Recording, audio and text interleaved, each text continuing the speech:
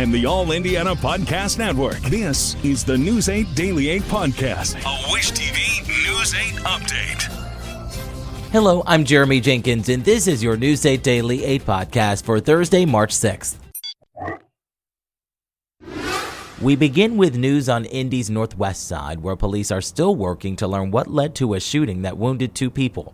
IMPD says that officers were called to the Georgetown Shop Center just west of 56th and Georgetown a little after 6 last night. Police say they found one person with a gunshot wound. At last check, that person is in critical condition. About 15 minutes later, police say they were told of another person shot walking into a hospital. Investigators say that person is believed to be connected to the shooting and was stable. At this time, police have not released details about any suspects. A Muncie woman is facing charges after prosecutors say she drowned a child in Texas, claiming it was a baptism in a bathtub. Prosecutors say Nakia Martin was babysitting for her cousin in Harris, Texas, when the incident happened back in September 2023. She wasn't arrested until more than a year later because of the length of the investigation. Investigators say that Martin was bathing with the children when she rubbed what the surviving kids called blessing oil on their necks, then held the kids underwater in the tub. Investigators say 2 other kids, ages 6 and 8, managed to escape, but the 4-year-old eventually stopped moving. Martin is now charged with capital murder and is set to appear in a Texas courtroom March 20th. The new leader of the Indianapolis Housing Agency says she is ready to bring stability to the city's housing system. She recently had a conversation with IT Made about her plans. News 8's Tim Spears reports. She's coming to Indianapolis under very difficult circumstances. The IHA has stopped accepting voucher applications and limited office hours, and it essentially rebuilds its operation from the ground up. How bad is it? So what I will tell you is that I am still making those assessments. One of the first priorities for IHA's new CEO, Yvonne Bean, has been communication.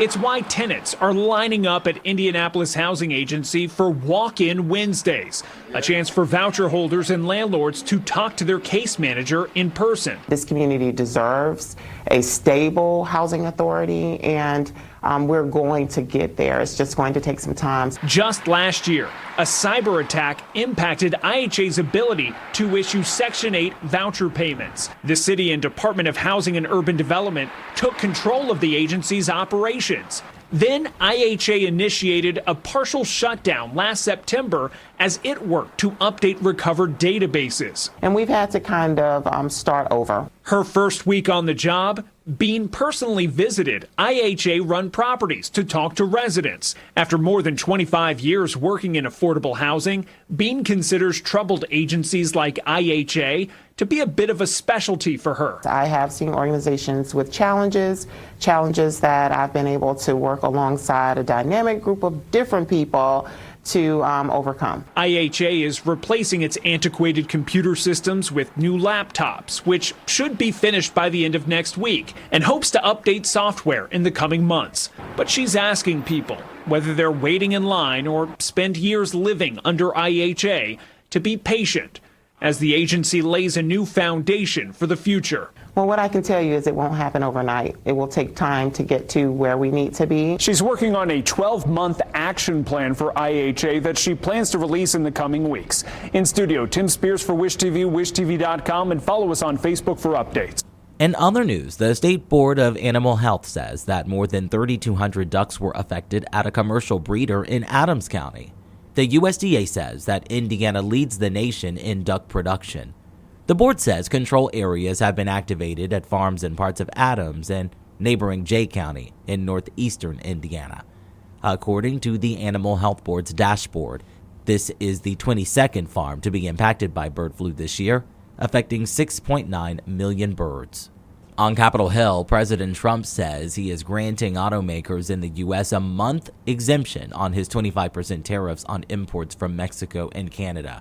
This marks a reversal of Trump's previous insistence that there would be no exemptions from the tariffs that took effect on Tuesday and helped lead to major drops in stock prices due to worries about the impact on the economy. The White House says the pause for automakers comes after Trump talked to leaders from Ford, General Motors, and Stellantis yesterday. White House Press Secretary Caroline Leavitt says Trump told them to begin shifting production to the U.S. to avoid those tariffs. Here at the State House, critics continue to blast a bill that would freeze property taxes for some Hoosiers. Garrett Bergquist reports. This has become the headline issue for this session and for the new Braun administration, and it's now up to the House's budget writers what form it takes. Ella Harris teaches math at an Indianapolis middle school. She tells me even in its current form, the property tax bill puts her and her colleagues at risk. When funding cuts for school budgets happen, yes, sometimes they cut teacher pay, but they also, and so because of that, they're attracting less teachers to the profession. Less new people are joining, but they're also cutting training for teachers, professional development for teachers. The current proposal expands deductions for low-income seniors and disabled veterans. It creates a tax credit for first-time low-income home buyers. It also caps by how much property taxes can grow through 2029. It does not allow all homeowners to reset their taxes to 2021 levels, as Governor Mike Braun wanted. The governor's been transparent and consistent in every conversation he's had on the issue for well over a year. Government should not grow faster than the taxpayer's ability to pay for it. At the end of this process, we need to make certain that taxpayers of all types have greater certainty and predictability in their tax bills going forward. The current price tag, $238 million next year and $687 million by 2028. Indianapolis Public Schools alone would still lose more than $1 million next year. Is that an adequate savings to justify this bill? Well, we're looking at the total, Representative, and that's about $1.4 billion over the 3-year period of time. No matter what lawmakers do, it's already too late to do anything about your property tax bills for this year.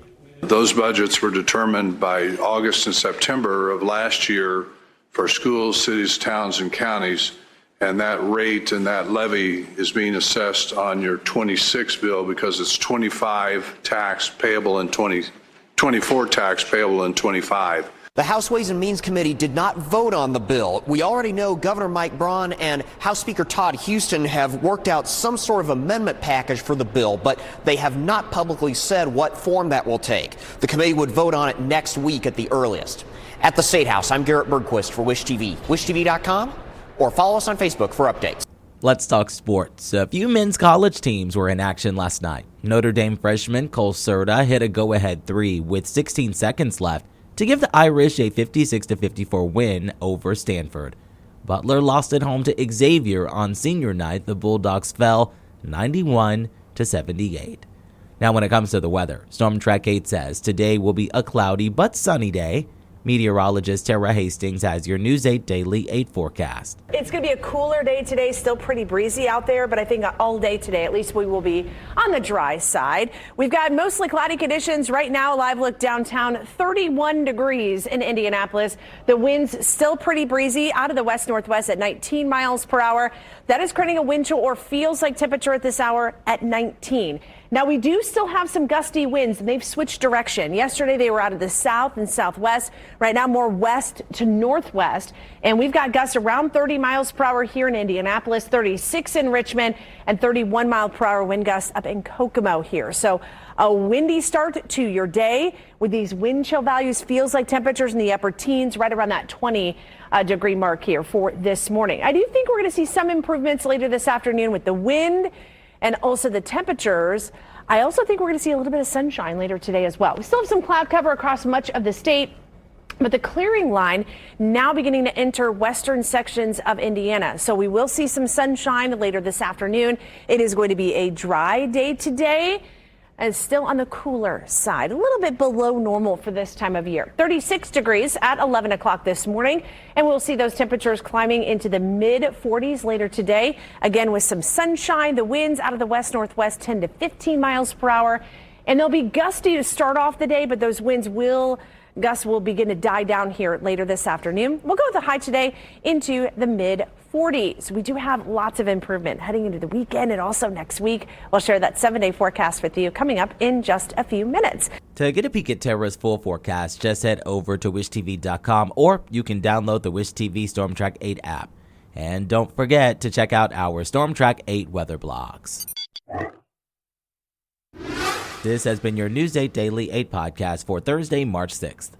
I'm Jeremy Jenkins for Wish TV, wishtv.com, or follow us on Facebook for updates. This is the News 8 Daily 8 podcast, a Wish TV News 8 update on demand. For even more, on demand and on the go. Connect with Wish TV on Facebook at wishtv.com and on the free Wish TV mobile app. Thank you for listening. And be sure to like, subscribe, and follow this podcast for updates every weekday morning on the All Indiana Podcast Network and wherever you get your podcast.